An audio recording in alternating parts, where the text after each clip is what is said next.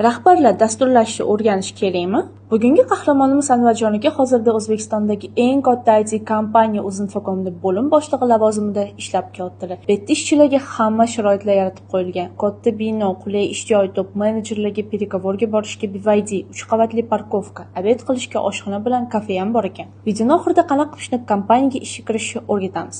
Anvar akadan dasturchi bo'lib ishlamasangiz shuncha vaqtingiz dasturlashni o'rganishga nega ketqizdingiz deb so'raganimizda, dasturlashdan olgan bilimlarim xodimlar bilan muloqot qilishda va ularni tushunishda katta yordam beradi. Dasturlashni bilganim uchun ishxonadagi dasturchilar bilan oson chiqishib ketaman. Ko'tarishimga bu bilimlar katta yordam bergan dedilar. Menimcha IT hozirgi kunda hamma kasb vakillari, ayniqsa rahbarlar uchun juda kerak. IT hayotimizda shunchalik muhim rol o'ynashni boshladiki, uni bilmagan mutaxassis ertangi kunda o'zini o'rnini yo'qotib qo'yishi mumkin. Qahramonimizdan ITni qattiq o'rgansa bo'ladi deb so'raganimizda, bizning ishxonaning ichida YouStudy degan IT akademiya ochilgan. Endi hamma zamonaviy IT sohalar o'rgatiladi. Eng zo'r tarafi, o'qish jarayonida Uzinfocomda stajirovka qilib, real loyihalar bilan ishlab, tajribaligini oshirsa bo'ladi.